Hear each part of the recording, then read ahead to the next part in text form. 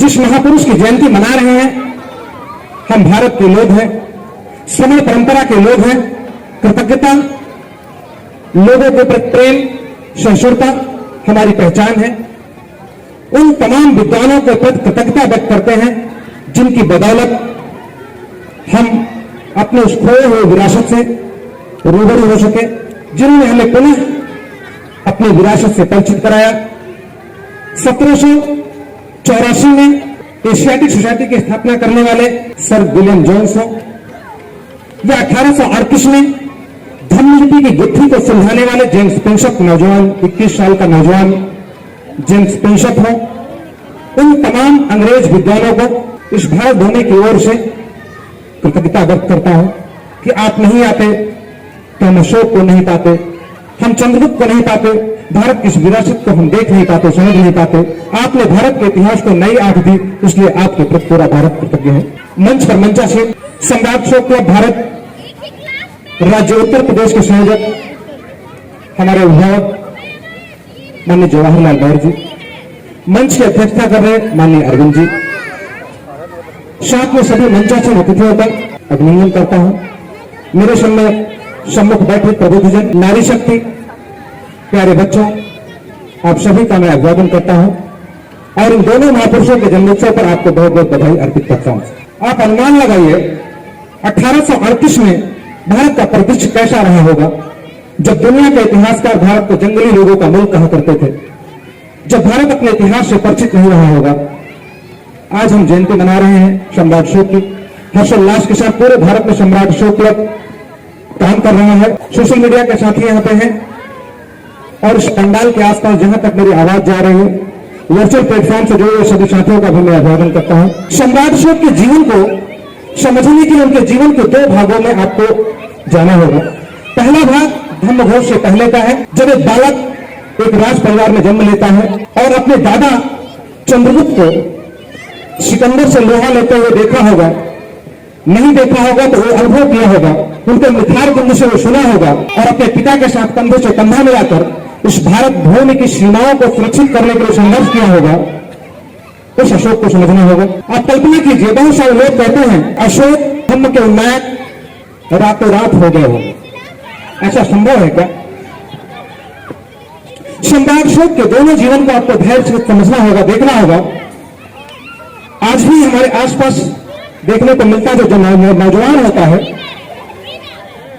वह बुजुर्गों अर्थात जो उसकी अगली पीढ़ी होती है उसके साथ सामंजस्य बनाने में उसको थोड़ा सा तकलीफ होती है, वह तेज चलना चाहता है, वह आक्रामक होता है और उसके अग्रज उसको कहते हैं बेटा थोड़ा धैर्य रखो, जीवन में थोड़ा सा संयम रखो। अशोक का भी जो बचपन था, जो अशोक का भी यौवन था, बिल्कुल वैसे थे। अशोक ने अपने दादा की कहानियों से बहुत कुछ सीखा था और सीख से उस तलवार की टंकार को सुना था, जो न सिर्फ सुना समझा बल्कि आजमाया भी कलिंग के मैदान पर। अशोक ने निश्चित रूप से अपने दादा से सुना होगा कि कलिंग एक ऐसा राज्य है जहां पर चंद्रगुप्त की पहुंच नहीं है। तो निश्चित रूप से उस बालक के मन में यह बात पैदा हुई होगी कि यह भूभाग जो मेरे दादा के कब्जे से बाहर है, वहां तक मेरी सीमाओं की संकल्पना होनी चाहिए और इसलिए उसने तलवार उठाया होगा। तो अशोक का जो बचपन था, धर्म का जो उनके अंदर ज्ञान था, वो रातों रात नहीं बल्कि एक सुव्यवस्थित आंगन, बाड़ी और दलान, इन तीनों का बेहतर सामंजस्य था। आंगन में, जिस आंगन में अशोक पले बढ़े, वहां की माताएं रही होंगी, वहां की बहनें रही होंगी, वहां की बुआ रही होंगी, वहां चाची रही होंगी, वहां ताती रही होंगी, वहां नानी रही होंगी। जिन लोगों ने अशोक को शिक्षित किया होगा, दीक्षित किया होगा, वहां आंगन रहा होगा। जैसे हमारे बच्चे आज खेल रहे हैं, इनको जैसा वातावरण देंगे ये बच्चे बिल्कुल वैसे बन जाएंगे। हम समझते हैं कि हम स्कूलों में पढ़ के ज्ञानी होते हैं, हम समझते हैं कि हम स्कूलों में पढ़ के बड़े होते हैं, दरअसल सच्चाई ये नहीं है। परिवार की पाठशाला में जब हम पढ़कर निकलते हैं तब हम समाज को समझते हैं, देश को समझते हैं, परिवेश को समझते हैं और उसी से हमारे जीवन की दिशा और दशा तय होती है। स्कूलों में केवल ज्ञान का जो स्तर है, उस परिवार की पाठशाला पर सिर्फ ज्ञान बढ़ता है, नॉलेज बढ़ता है। अर्थात जो फाउंडेशन है वह परिवार की पाठशाला में पड़ता है। आप जैसा पाठशाला बनाएंगे आने वाली पीढ़ियां वैसे ही होंगी। तो निश्चित रूप से अशोक की जो परिवार की पाठशाला थी वो लाजवाब रही होगी, जहां से अशोक जैसे शासक का प्रादुर्भाव होता है। दूसरी ओर जो दूसरा जीवन है अशोक का, वो धम्मघोष का है। जब हम लोग सम्राट अशोक को समझना शुरू किए तो बड़ी एक मंशा रहती थी कि आखिर अशोक ने यूं ही तो कलिंग पर आक्रमण नहीं किया होगा, कोई कोई ठोस वजह रही होगी, कोई ठोस कारण रहा होगा। इसको समझने के लिए जो विद्वान साथी हैं उन्हें आज के तब के उत्कल और आज के जो उड़ीसा का क्षेत्र है, धौली का जो शिलालेख है, उस क्षेत्र का दौरा करना चाहिए, उनको समझना चाहिए। अशोक के समय उनके दादा ने जो राजधानी बनाई थी आर्थिक, जो आज भी भारत का सबसे प्राचीन शहर है, जिसका लोग नाम नहीं जानते हैं अधिकांश लोग, मंडला जो महेश्वती का एरिया है, जहां नर्मदा नदी की धाराओं को मोड़ करके बीच में महल बनाया गया था, उस राजधानी और छत्तीसगढ़ के एरिया को जोड़ते हुए जब आप समुद्र के किनारे आएंगे, चंद्रभागा बीच कोणार्क मंदिर होते हुए आप देखेंगे, तब आपको समझ में आएगा कि निश्चित रूप से अशोक और चंद्रगुप्त के जो दुनिया के साथ वैश्विक संबंध रहा होगा, जो बंदरगाह रहे होंगे, यहां कुछ न कुछ समस्या रही होगी और उस समस्या को सुलझाने के लिए लगातार अशोक और चंद्रगुप्त ने प्रयास किया होगा और अंत में युद्ध जैसी स्थिति बनी होगी जिस पर अशोक ने आक्रमण किया होगा और धम्मघोष किया होगा। तो यहां से शुरू होता है कलिंग युद्ध के बाद अशोक का दूसरा जीवन। एक नौजवान सत्ता संभालने के बाद तलवार की टंकार पर दुनिया को झुकाता है और देखता है कि लोगों को झुकाने में आनंद है या लोगों को ऊपर उठाने में आनंद है। इन दोनों के अंतर को समझने का प्रयास करते हैं सम्राट अशोक महान, और यहां से शुरू होता है सम्राट अशोक के धम्मघोष, सम्राट अशोक, त्रिदर्शी अशोक। बहुत सारे इतिहासकार, उन्हें इतिहासकार लोग कहते हैं, मैं उन्हें नहीं मानता, ऐसे लोगों पर लानत है जो लोग बड़े बड़े ग्रंथों के प्राचीन होने का दावा करते हैं, लेकिन सम्राट अशोक, चंद्रगुप्त मौर्य तथागत बुद्ध के विरासत के बारे में कोई जानकारी नहीं रही हो, ऐसे लोगों की लानत है कि 1838 से पहले लोग जानते नहीं थे इनके बारे में। इसलिए ऐसे इतिहासकारों को नकारना जरूरी है। ऐसे इतिहासकार एक सवाल खड़ा करते हैं, संजय जी ने जिक्र किया, वो कहते हैं और हमारी लोग उनसे गुमराह होकर कहते हैं कि अशोक ने तलवार रख दिया इसलिए भारत गुलाम हो गया, भारत अहिंसक हो गया। संजय जी ने बड़े विस्तार से इस पर प्रकाश डाला। ऐसे लोगों से मेरा एक सवाल है और आप लोग इस पर चिंतन कीजिएगा, अगर सम्राट अशोक का धम्मघोष विश्व शांति का संदेश कायरता है तो गांधी की अहिंसा से भारत आजाद कैसे हो गया? ऐसे इतिहासकारों से सवाल है कि अगर सम्राट अशोक की अहिंसा बेकार थी तो गांधी की अहिंसा अच्छी कैसे हो गई? गांधी जी तलवार चला रहे थे क्या? देश को आजाद कैसे कराया? सत्य और अहिंसा के दम पर हम लोग कहानियां पढ़ा करते थे, बचपन में गीत गाया करते थे। तो अगर अशोक की अहिंसा भारत के लिए घातक थी तो गांधी की अहिंसा से देश आजाद कैसे हो गया? इन इतिहासकारों को जवाब देना पड़ेगा और हमारी आने वाली पीढ़ियां सवाल करेंगी। सम्राट अशोक ने जब धम्मघोष किया तब उन्होंने देखा कि एक आदमी की जो गरिमा है, तथागत बुद्ध ने अपने धम्म में समझाया है कि मानव की जो गरिमा है वो कैसी होनी चाहिए। उनको जरूर ये विचार आया कि अगर बुद्ध की इस एक बाणी को, तथागत बुद्ध समाजवाद की बात नहीं करते, वह व्यक्ति की गरिमा की बात करते हैं, व्यक्ति के विकार को दूर करके व्यक्ति को अच्छा मानव बनाने की बात करते हैं। कि अशोक ने तलवार रखा है, सेना नहीं बनाई है, सेना को बंद नहीं किया है, उनके हाथ तलवार चलाना नहीं बोले हैं। ये आपके लिए संदेश है, ये दुनिया के लिए संदेश है कि बाहर की सीमाओं पर मेरी सेना उतनी ही चौकन्नी रहेगी, उतनी ही चौकस रहेगी जितना पहले हुआ करती थी, लेकिन मेरे अंदर जो करुणा है उसका प्रतिफल हर एक मानव को जहां तक मेरी पहुंच होगी, मेरी पुरुषार्थ होगी, मैं देने का प्रयास करूंगा। ये दोनों बातें सम्राट अशोक ने बड़ी शालीनता से पूरी दुनिया को दिया। इतिहासकार एक पक्ष को देखता है, वह विद्वेष की भावना में लिख रहा है या अज्ञानता में लिख रहा है। इसलिए ऐसे इतिहासकारों को पढ़ते वक्त हमें भी बड़ा सजग रहने की जरूरत है। सम्राट अशोक का जो दूसरा जीवन है, पहले जीवन में उन्होंने अपने लिए किया, यह भी बड़ी रोचक बात है। तथागत बुद्ध के धम्म की समझ देखे सम्राट अशोक के, हम लोग बुद्ध की बात करते हैं, अशोक की समझ देखते बुद्ध के। सम्राट अशोक ने देखा कि तथागत बुद्ध के धम्म में एक विधान है, एक विनय है कि 25 साल तक ज्ञानार्जन का समय है, लगभग 40 से 45 साल तक धन अर्जित करने का समय है, शासन विस्तार का समय है, और उसके बाद का जो समय है लोक कल्याण का समय है। कितने शानदार तरीके से 45 सालों तक 50 सालों तक शासन किया और उसके बाद शासन की दिशा को लोक कल्याण की तरफ मोड़ दिया। जब लोक कल्याण की तरफ मोड़ा तो तथागत बुद्ध के उस शिक्षा के चक्रवर्ती साम्राज्य को पूरी दुनिया में पत्थरों पर लिखवा दिया। और दुनिया को क्या दिया अशोक ने? सम्राट अशोक ने दुनिया को जो दिया, विश्व शांति का जो संदेश दिया, वह केवल कहा नहीं, केवल लिखा नहीं, बल्कि उसको जीवन की यथार्थ में लागू किया। हम में से बहुत सारे लोग यहां पे हैं, अगर किसी मेले में मेरा बच्चा गुम हो जाए तो मेरी स्थिति अच्छी रहेगी या बुरी रहेगी? आप में से किसी का बच्चा अगर गुम हो जाए कुछ पल के लिए तो बेचैनी होती है मन में। हमने गांव में बचपन में देखा है, जब कोई बच्चा घर से पहली बार बाहर जाता है, चाहे पढ़ने के लिए जाए, कमाने के लिए जाए, तो मां बाप को बड़ी चिंता होती है। आप सबको भी होती है कि नहीं? अब समझिए, सम्राट अशोक इतने परिपक्व, अंदर से कितने मजबूत रहे होंगे कि अपनी बेटी और बेटे कलेजे के टुकड़े को यह जानते हुए भी कि आज के बाद मैं इनका चेहरा नहीं देख पाऊंगा, आज के बाद इनसे मेरी मुलाकात नहीं हो पाएगी, मैं संवाद नहीं हो पाऊंगा, इनके साथ कुछ भी घटना घट सकती है, धर्म के प्रचार के लिए श्रीलंका भेज देते हैं। और हमारा बेटा डेयरी से बाहर जाता है तो आंसू बहाने लगते हैं। दुनिया को सम्राट अशोक का पहला संदेश है कि ऐ दुनिया के लोगों, मैंने आज के बाद जो संकल्प लिया है इसे पूरा करने के लिए मुझे खुद को भी मिटाना पड़ेगा, तो मुझे कोई तकलीफ नहीं होगी, बल्कि खुद को मिटा के भी आपकी सेवा करने में मुझे खुशी होगी। यह दुनिया को संदेश दिया सम्राट अशोक अपने कलेजे के टुकड़ों को श्रीलंका भेज करके। और क्या दिया सम्राट अशोक ने? जो तीसरी सबसे महत्वपूर्ण चीज सम्राट अशोक ने दी, हमारे संविधान के प्रेम्बल में एक शब्द का जिक्र है, पंथ निरपेक्ष। हम लोग बड़ा कंफ्यूज हो जाते हैं। अभी किसी साथी ने कहा कि धर्म और धर्म में बड़ा कंफ्यूजन है, तो जो इतिहासकार हैं अज्ञानता में उन्होंने धर्म का जो अंग्रेजी में अनुवाद किया, हिंदी में अनुवाद किया, वो रिलीजन किया। हिंदी में धर्म और अंग्रेजी में रिलीजन। जबकि सम्राट अशोक का धर्म से धर्म का कोई लेना देना नहीं है। सम्राट अशोक के धर्म का धर्म से कोई लेना देना नहीं है।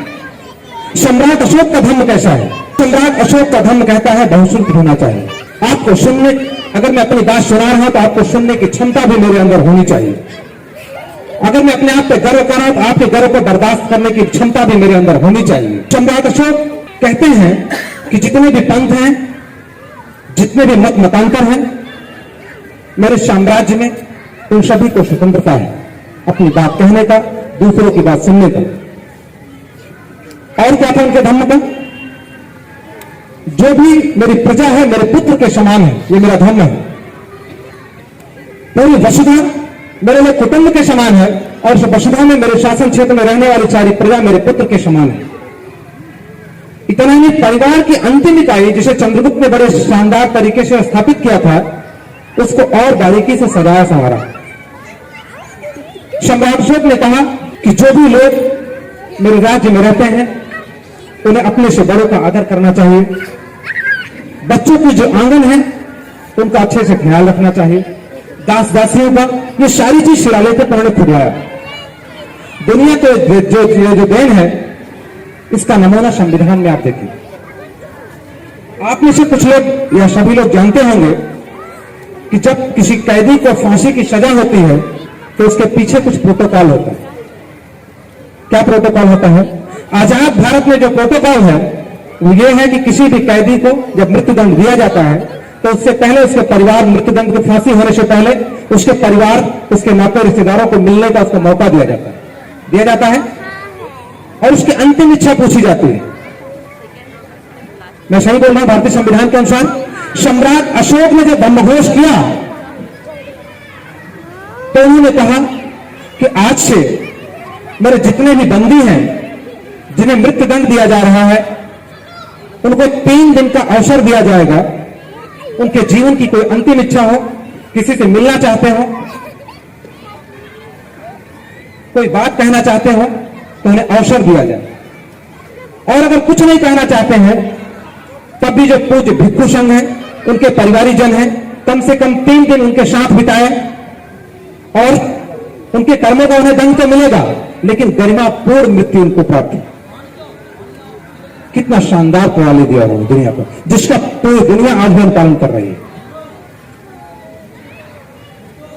सम्राट अशोक ने दुनिया को बहुत सारी चीजें दिया ब्रह्मघोष करने के बाद, जिस पर हमारा इतिहास मौन है। लेकिन हम लोगों को इन तमाम चीजों को लोगों के बीच में, आम जनमानस के बीच में लेके जाना है कि सम्राट अशोक ने धर्मघोष के बाद लोगों को क्या दिया, दुनिया को क्या दिया। जब सम्राट अशोक ने धर्मघोष किया होगा, उदंडों को सुधारने का प्रयास किया होगा, तो निश्चित रूप से जो उसकी बुनियाद है वो बचपन में पड़ी होगी। कुछ स्वभाव ऐसे हो जो बदलता ही नहीं जब बचपन में पड़ जाए। तो जब हम लोग चंद्रगुप्त को देखते हैं, समझते हैं, तो चंद्रगुप्त का जो शासन था, चंद्रगुप्त ने चोरों को, लुटेरों को बड़ी शालीनता के साथ अपने शासन में शामिल किया था। चोरों के लिए अलग काम की व्यवस्था, डकैतों के लिए अलग काम की व्यवस्था, उनके रहन सहन भरण पोषण की अलग व्यवस्था। ठीक उसी को आगे बढ़ाते हुए सम्राट अशोक ने लुटेरों को, डकैतों को, जितने भी लोग थे, उनको मृत्युदंड से पहले गरिमापूर्ण जीवन देने की परंपरा शुरू की पूरी दुनिया में, अपनी दादा की परिपाटी को आगे बढ़ाते हुए। ये सारी चीजें आखिर चंद्रगुप्त को कहां से मिली होगी, अशोक को कहां से मिली होगी, उनके पिता को कहां से मिली होगी? इसको जानने समझने के लिए तथागत बुद्ध की तरफ आपको ध्यान से देखना होगा। पूरी दुनिया में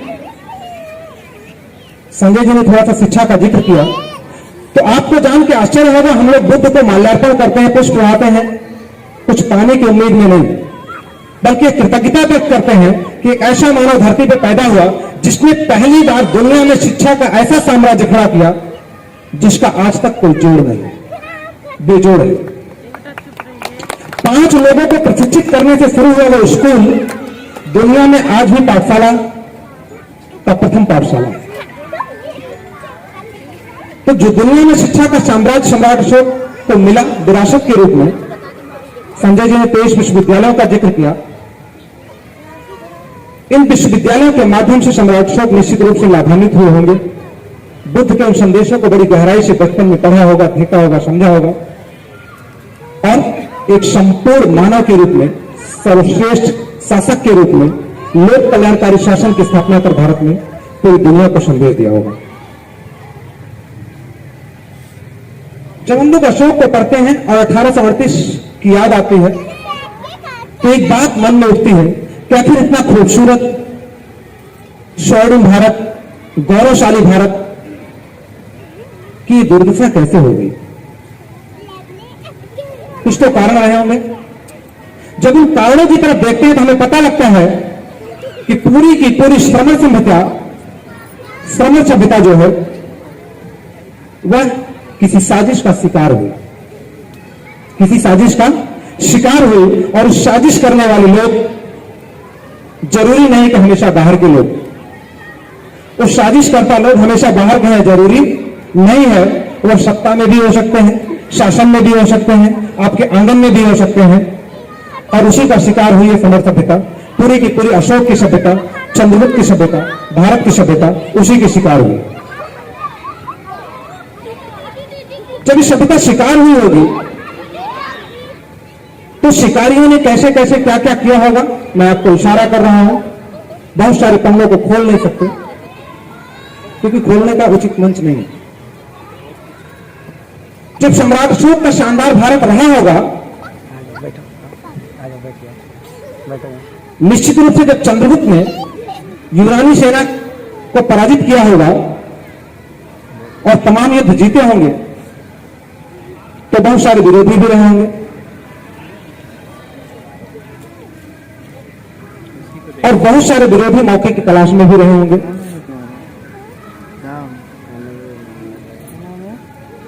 हमारे घरों में एक परंपरा रही है शाम को दिया जलाने। माताएं यहां बैठी हैं, आधुनिक भारत हो गया है, अब हम बालकनी में दिया जलाते हैं, ताली बजाते हैं, थाली बजाते हैं। लेकिन पहले ऐसा नहीं था। शाम को दिया हमारे घरों में जलाती थी हमारी दादी, अंधेरा होते ही दिया जला दिया जाता था। मैं सही बोल रहा हूं? यह जो दिया जलाने की परंपरा है बड़ी खास है। ये जो दिया जलाने की परंपरा रही है वह श्रमणों की रही है, वह अशोक की रही है, वह भारत की रही है। दिया जलाने की परंपरा और व्रत रखने की परंपरा। कल भी व्रत रखने का दिन है क्या? आप में से कोई है?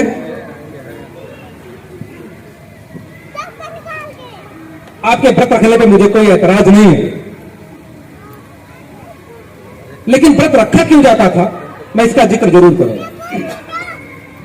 उस शानदार सभ्यता में हम संकल्प लेते थे शाम को दिया जला के कि आज दिन भर मेरे से जो भी गलतियां हुई होंगी उनको यहीं छोड़ देते हैं। इस रोशनी में एक नई शुरुआत करने का संकल्प लेते हैं और कल एक नया सवेरा होगा। अर्थात अपनी पूरे दिन की गलती को शाम को हम देख लेते थे और अगले दिन फिर एक नया जीवन शुरू हो जाता था। उस दिया जलाने में एक और काम करती थी हमारी माताएं बहनें आंगन में बैठ के, और आज भी करती हैं। फर्क इतना है कि आज पूजती थी और पहले करती थी। आज वो घरों में बैठ के पत्थर पूजती हैं और पहले घरों में बैठ के पत्थर पढ़ती थी। और जब तक आप पढ़ते थे तब तक आप विश्वगुरु थे, विश्व विजेता थे, और जब से आपने पूजना शुरू किया आपकी स्थिति आपके सामने है। तो इसका मतलब अब घरों में बैठ के पत्थर पूजने की जरूरत नहीं है, बल्कि पत्थरों को क्या करने की जरूरत है? पढ़ने की जरूरत है। आंगन में बैठी माताओं को, नन्हे बच्चों को संवारने की जरूरत है। तो जो ये सभ्यता शिकार हुई किसी साजिश का, बहुत सारे लोगों ने बड़ी चालाकी से कहा कि लगता है मौर्य जी के दिमाग में पत्थर पड़ गया है। आपने कभी सुना है ये कि दिमाग में पत्थर पड़ गया है? अब कुछ लोग उसको गोबर पड़ गया भी बोलते हैं। तो दिमाग में पत्थर पड़ गया है, इस हद तक इस सभ्यता के साथ साजिश किया गया, इस हद तक इस सभ्यता को मिटाने का प्रयास किया गया, और ये लगातार आज भी जारी है।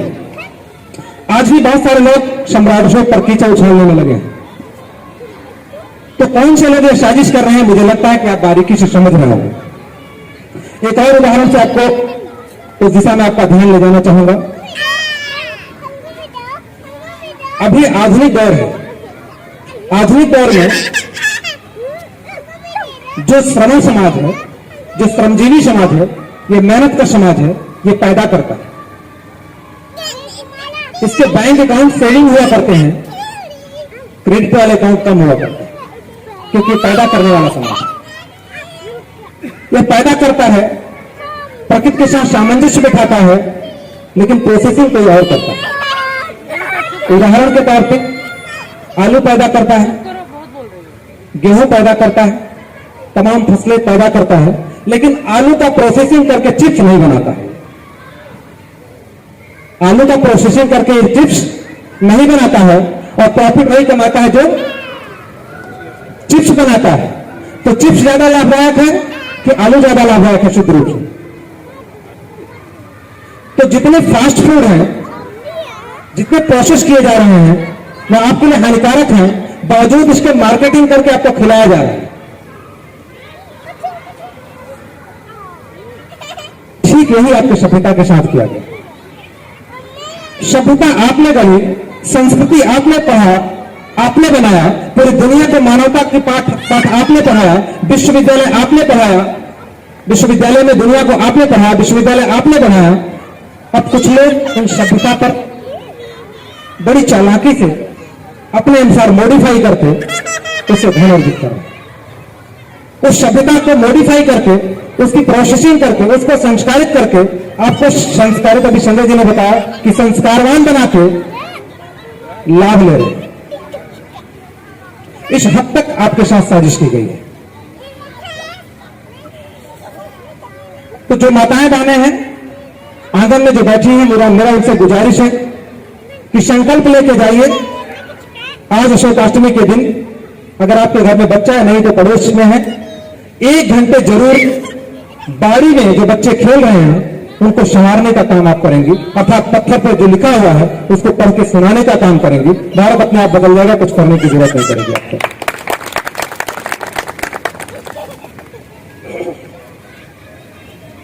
कल 10 अप्रैल है, आप लोग ध्यान से सुनना, इसलिए मैं पूरी बात करने का प्रयास कर रहा हूं। कल 10 अप्रैल है और उस महामानव का जिक्र किए बिना बात पूरी नहीं होगी, इसलिए जरूरी है आज इस मंच से उसकी भी चर्चा की जाए।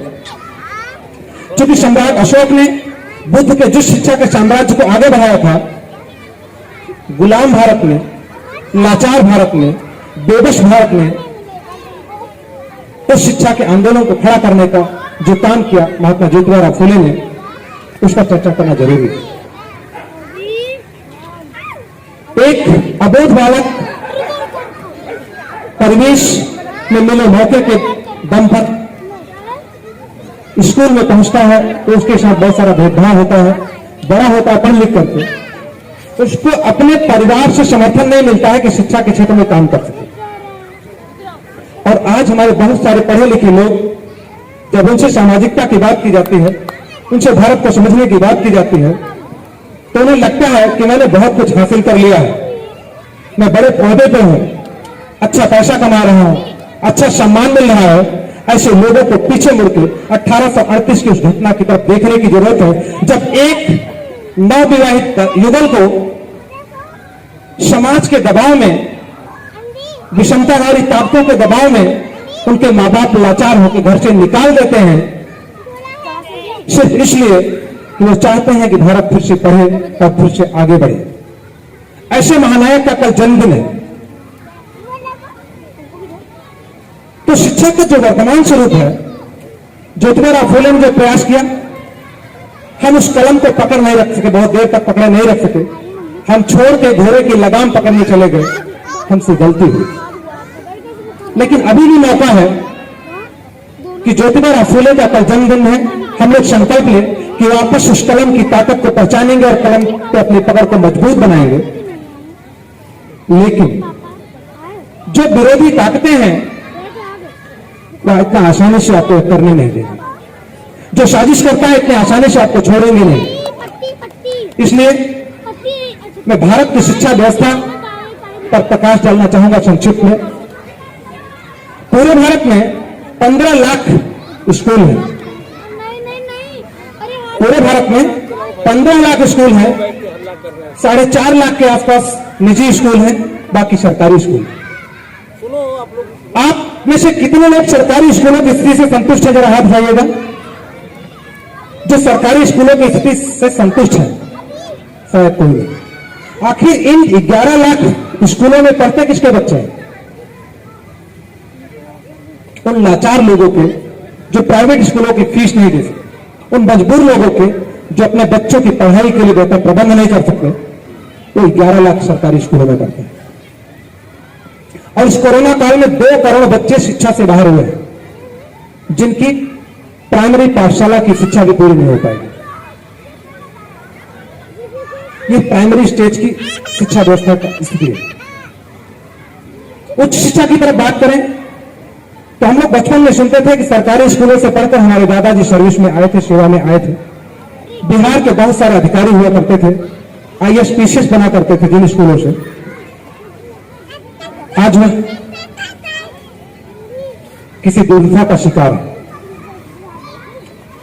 जब मैंने इस स्थिति को देखा तो मुझे लगा कि भारत की उच्च शिक्षा की तरफ भी देखा जाए, तो मैं आपको भारत के सबसे बड़े एशिया के जो सामाजिक शोध संस्थान है TISS, जो कि मैं उसका स्कॉलर है, उसका एक डाटा शेयर करता हूं ताकि आपको भी समझ में आए कि भारत की वर्तमान शिक्षा का परिदृश्य क्या है।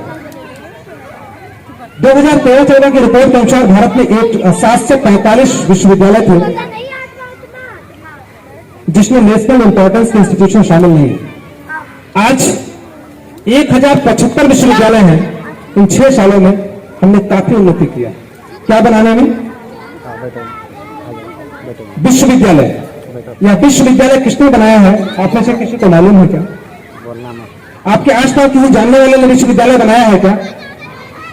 दूर के नाते रिश्तेदार ने बनाया है क्या? आपके किसी मित्र ने बनाया है क्या? तो आखिर विश्वविद्यालय बना कौन रहा है? और इन विश्वविद्यालयों का बनने का जो प्रक्रिया है, उससे जो प्रोडक्शन हो रहा है, जो आउटकम आ रहा है, उसको देख के आपको और आश्चर्य होगा। 2013 का जो डेटा है वो कहता है कि भारत से हर साल 30 मिलियन ग्रेजुएट्स पास आउट होते हैं। 30 लाख ग्रेजुएट बच्चे ट्रेडिशनल ग्रेजुएशन करके पास आउट होते हैं। और जब वही शोध रिपोर्ट हम लोग देखते हैं तो पता लगता है कि उस 30 लाख जो ग्रेजुएट पास आउट होते हैं, उनमें से मात्र 8 से 10% ऐसे होते हैं जो किसी काबिल होते हैं, जिनमें से 2% अपना रोजगार शुरू कर लेते हैं, 8% किसी सेवा में चले जाते हैं। बाकी के 90% बच्चे ग्रेजुएशन करने के बाद क्या करते हैं, न विश्वविद्यालय को पता है, न सरकार को पता है, न कॉलेज को पता है, न समाज को पता है, न उनके मां बाप को पता है कि वो बच्चे कर क्या रहे हैं। यह आपकी शिक्षा व्यवस्था की स्थिति है। मैं गलत तो नहीं बोल रहा हूं। पूरे देश की स्थिति यह है कि हमारा उच्च शिक्षा का जो तंत्र है कोलैप्स हो चुका है। इस पीड़ा को जब कुछ लोगों ने रखा, अच्छा प्रयास शुरू किया, तो नई शिक्षा नीति लाई गई है। 2020 मई में नई शिक्षा नीति लाई गई है। नई शिक्षा नीति से पहले एक और महत्वपूर्ण शिक्षा नीति लाई गई, शिक्षा में परिवर्तन किया गया था 2009 में। चूंकि ज्योतिराव फुले का कल जन्मदिन है, इसलिए शिक्षा के स्वरूप में चर्चा कर रहा हूं। शिक्षा कैसी होनी चाहिए उस पर आपको सोचने समझने की जरूरत है। 2009 में एक राइट टू एजुकेशन एक्ट लाया गया। तत्कालीन सरकार ने जो आजादी के बाद लागू होना चाहिए था, लागू नहीं हो सका था, उसको 2009 में लेकर आई राइट टू एजुकेशन एक्ट के तहत भारत के सभी बच्चों को पढ़ने का अधिकार दिया जाए। वह अधिकार लागू हुआ, सर्व शिक्षा का अभियान शुरू हुआ। लेकिन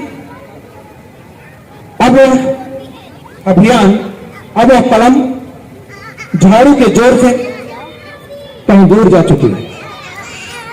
वह पूरा का पूरा अभियान स्वच्छ भारत अभियान के तले दब चुका है।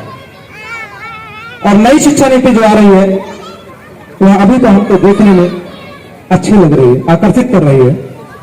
लेकिन सच यह है कि उसी शिक्षा नीति के तहत ये विश्वविद्यालय बनाए जा रहे हैं, उसी शिक्षा नीति के अनुसार नए स्कूल खोले जा रहे हैं, जिसमें जिसके पास जितना पैसा होगा उतना ही ज्ञान अर्जित कर सकेगा। अर्थात अगर आप पे नहीं कर सकते हैं, जबकि शिक्षा लोक कल्याण का विषय है, राज्य का विषय है, अब यह राज्य का विषय नहीं रहती है। हमारे देश का प्रधान कहता है कि शिक्षा में हम दखल नहीं देंगे, नई शिक्षा नीति में हम दखल नहीं देंगे, शिक्षा को स्वतंत्र करेंगे। यह शिक्षा नीति का मूल है। आज जो स्थिति है उसमें 11 लाख स्कूलों में पढ़ने के लिए आप संतुष्ट हैं अपने बच्चों को भेजने के लिए।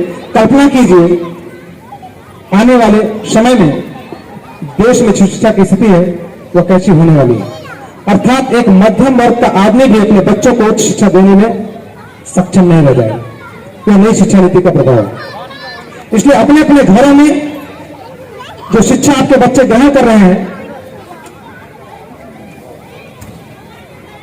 आप सुबह उठते हैं, उठ करके अपने लंबे मुन्ने प्यारे लाडले को तैयार करके स्कूल भेजते हैं इस उम्मीद से कि पढ़ लिख करके कल बड़ा होगा, होनहार होगा, कुछ करेगा। तो उसकी किताबों पे भी नजर रखिए, उसके स्कूल की गतिविधियों पे भी नजर रखिए। कहीं स्कूल के बहाने उसको मंदिर का रास्ता तो नहीं दिखाया जा रहा है, कहीं स्कूल के बहाने उसे मस्जिद का रास्ता तो नहीं दिखाया जा रहा है, कहीं स्कूल के बहाने उसे चर्च का रास्ता तो नहीं दिखाया जा रहा है। और कहीं गलती से हम भी इसमें शामिल क्यों नहीं कि उसका हाथ पकड़ के हम मंदिर के चौखट पे ले जा रहे हैं, मस्जिद के चौखट पे ले जा रहे हैं। शिक्षा के स्वरूप को निर्धारित करने की जरूरत है, उसको समझने की जरूरत है। अगर आप बच्चे को प्रयोगशाला में ले जाएंगे उसका हाथ पकड़ के, तो आइंस्टीन बनेगा, अशोक बनेगा, चंद्रगुप्त बनेगा, तथागत बुद्ध बनेगा। और अगर उसे मंदिर के चौखट पे ले जाएंगे तो लाचार बनेगा, बेबस बनेगा, भिखारी बनेगा, गरीब बनेगा। चुनाव आपको करना है।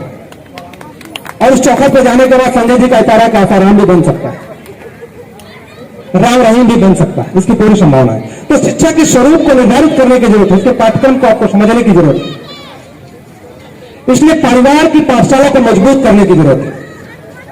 इन स्कूलों पर केवल डिपेंड रहने की जरूरत नहीं है। और यह काम केवल 12 साल तक करना है, क्योंकि ह्यूमन साइंस ये कहता है कि 12 साल तक बच्चे का जो मस्तिष्क है, उसके जो ब्रेन की जो नर्वस सिस्टम है वो आकार ले चुके होते हैं। अर्थात 12 साल तक जो आप उसके फाउंडेशन को निर्मित करेंगे उसी के ऊपर ज्ञान बिल्डअप होगा, उसी के ऊपर अगली स्टोरी बनेगी बिल्डिंग। तो 12 साल तक अपने बच्चों को, अपने कलेजे के टुकड़े को अपने अनुसार प्रशिक्षित करिए, अपने अनुसार तैयार कीजिए, अपनी संस्कृति, अपनी सुसंस्कृति, अपनी सभ्यता के अनुसार, भारतीयता के अनुसार उसको तैयार कीजिए। उसी खिला पिलाकर बड़ा करके किसी और अखाड़े में जाने मत दीजिए। यह आप कर सकते हैं क्योंकि परिवार की पाठशाला की जिम्मेदारी आपकी है, आप इसके शिक्षक।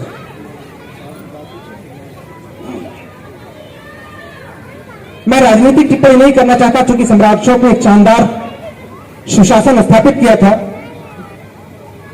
और सम्राट अशोक के चाहने वाले इस देश के राष्ट्र निर्माताओं ने, संविधान निर्माताओं ने बड़ी आशा और उम्मीद के साथ अशोक की बातों को संविधान में पिरोया था कि कभी भारत ऐसा था और अगर इस रास्ते पे हम चलेंगे तो फिर से हमारा भारत वैसा बन जाएगा। इस उम्मीद के साथ भारत के संविधान को उन्होंने रचना की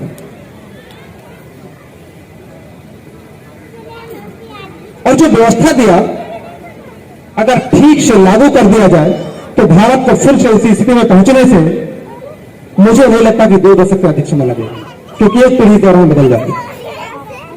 तो जो लोग इस बात को समझ रहे हैं थोड़ा बहुत, ऐसे बहुत से लोगों के एक मन में लगातार जिज्ञासा है, वो लगातार प्रयास कर रहे हैं कि राजनीति की दिशा को बदला जाए। बहुत सारे लोग यह भी कहते हैं कि राजनीति की दिशा को बदलने का एक तरीका है, अभी पूर्व वक्ता उन्हें इस पर भी प्रकाश डाला, वो है मत। लेकिन ऐसे तमाम विद्वानों से मैं गुजारिश करूंगा कि जब बाढ़ का पानी होता है तो उस बाढ़ के पानी में केवल पानी होता है कि और कुछ भी होता है? जो बाढ़ का गंदा पानी होता है उसमें केवल पानी होता है कि और कुछ भी होता है? बहुत कुछ होता है। जो नदियां बाढ़ का पानी लेके आती है अपने साथ बहुत सारा गाद लाती है, जंगल के तमाम झाड़ झंखाड़ जो भी उनको रास्ते में मिलता है उनको बहा लाते हैं।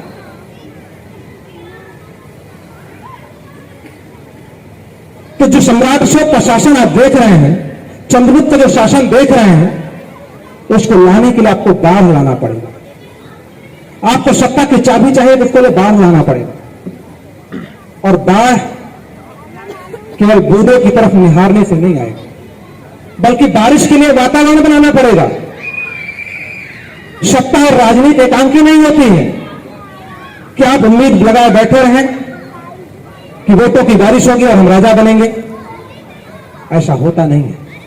आपको वातावरण निर्मित करना पड़ेगा। आपको बाढ़ के लिए, मानसून के लिए गर्मी पैदा करनी पड़ेगी और तब बारिश होगी। थोड़ी बारिश होगी तो उमस बढ़ेगी, और बारिश होगी तो उमस बढ़ेगी, लेकिन जब घनघोर बारिश होगी तो बाढ़ आएगी और फिर जितनी भी बाधाएं हैं उनको बहा के अपने साथ ले जाएगी और तब आप सम्राट अशोक और चंद्रगुप्त किस तरह कुछ कर पाएंगे। तो ऐसे विद्वानों से मेरा निवेदन है, उस धारा को एकांकी रूप में मत सोचिए, संपूर्णता में सोचिए, तब जाकर के कुछ सफलता मिल सकती है।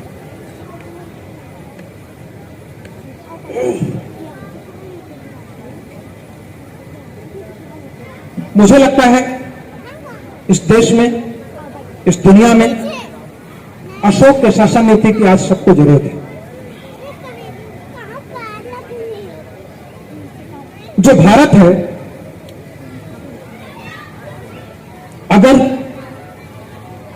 पहल करे तो दुनिया में फिर से खुशहाली, शांति, भाईचारा, प्रेम, सौहार्द का वातावरण बन सकता है। लेकिन दुर्भाग्य इस देश का है, सम्राट अशोक की नीति लिपिबद्ध दस्तावेज तो इसके पास है, लेकिन इस पर चलने की नियत इसके पास नहीं है।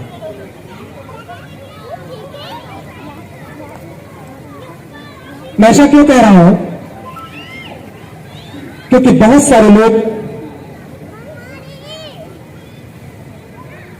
जैसे आपका नाम सुरेश है और कोई आपको कहे सुरेशवा, तो आपको कैसा लगेगा? अच्छा लगेगा, बुरा लगेगा?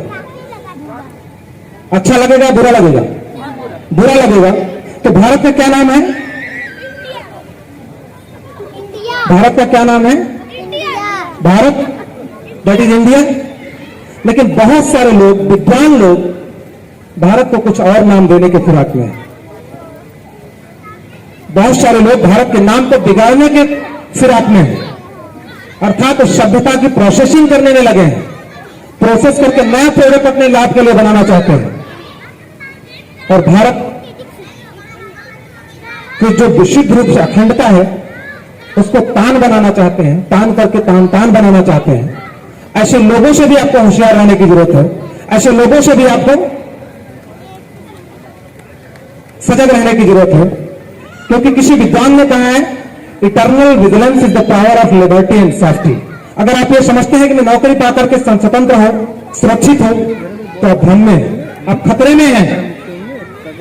अगर आंतरिक जागरूकता, सतत जागरूकता नहीं है तो यह स्वतंत्रता बहुत दिन तक चलने वाली नहीं है। आप तो स्वतंत्रता पूर्वक जी लेंगे, लेकिन आने वाली आपकी पीढ़ियों को स्वतंत्रता नसीब नहीं होगी। इसलिए जो लोग तान बनाना चाहते हैं, तान तान कर भारत को, ऐसे लोगों को भी आपको संदेश देने की जरूरत पड़ेगी। आज इस कार्यक्रम के लिए मैं जब घर से निकला तो जिस भी मार्केट से मैं गुजरा, मैं अजीब तरह का नजारा देख रहा था। आज दुनिया सम्राट अशोक के लोक कल्याणकारी दिन को पर्व के रूप में मना रही है। जहां जापान अशोक की पूजा कर रहा है, थाईलैंड अशोक की पूजा कर रहा है, श्रीलंका अशोक की पूजा कर रहा है, म्यांमार अशोक की पूजा कर रहा है, तिब्बत ताइवान अशोक की पूजा कर रहा है, भारत के लोग एक अजीब तरह की पागलपन में लगे हुए हैं। इस देश की गौरव गरिमा जिस ध्वज से है उसका आता पता नहीं, दूर दूर तक दिखाई नहीं दे रहा था, और पूरे बाजार, नगरों, गलियों का जो सजावट है, जो नजारा है, वो बेचैन करने वाला है, असहज करने वाला है। खासकर उन लोगों को जो भारत है, जो भारतीय हैं, जिन्हें भारतीयता से मोहब्बत है। हम में से बहुत सारे लोग जब 26 जनवरी आते हैं तो हम सोचते हैं कि ये तो सरकारी पर्व है, सरकार तो मना ही रही, मेरी क्या जरूरत है। 15 अगस्त आता है तब भी हम नहीं सोचते। ऐसे हमारा जो स्वभाव है, हमारी जो उदासीनता है, यह आने वाली पीढ़ियों के लिए खतरे की घंटी है। हमें भारत को अगर भारत के रूप में आने वाली पीढ़ियों को सौंपना है तो निश्चित रूप से हमें पहले से अधिक चौकन्ना, सजग, कर्मठ और लगनशील होना पड़ेगा। अगर भारत को आप बचाए रखना चाहते हैं, आने वाली पीढ़ियों को इसी रूप में सौंपना चाहते हैं, तो आपको अपना कर्तव्य करने का समय आ गया है। अशोक का जन्मदिन आप मना रहे हैं तो अशोक की नीतियों को भारत में लागू करने का समय आ गया है। इसलिए मैं आप सभी से गुजारिश करूंगा कि जो नई पीढ़ी है उसके लिए खाद, पानी, ऊर्जा की व्यवस्था कीजिए।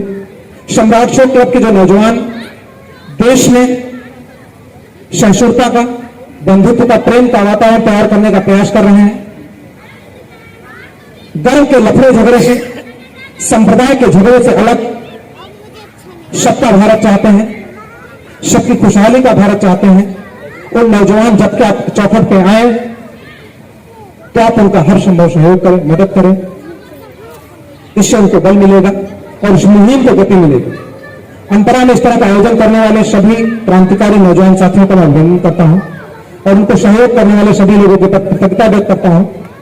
सम्राट अशोक क्लब भारत अपनी पूरी तन्मयता के साथ भारत के सम्मुख उत्पन्न हुई चुनौतियों को देख रहा है, समझ रहा है और लगातार प्रयास कर रहा है कि भारत के आम जनमानस में वो बाढ़ पैदा करने के लिए वातावरण बनाने का प्रयास किया जाए और आप सब लोगों से सहयोग की इसमें अपेक्षा है। आप सबने मुझे ध्यान से सुना, इसके लिए भी आप सभी का साधुवाद। मैं अपनी लाइनों को समाप्त करूंगा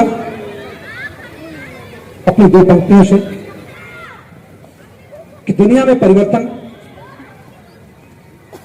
समय की मांग है।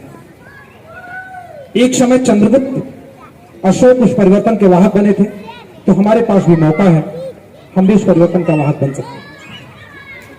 तू भारतीय है, तू भारतीय है तो न डर, तू भारतीय है तो न डर, विपत्तियों की मार से, तो भारतीय है तो न डर विपत्तियों की मार से, जन्मती है जीत जगत में कंठ, कलम और तलवार से।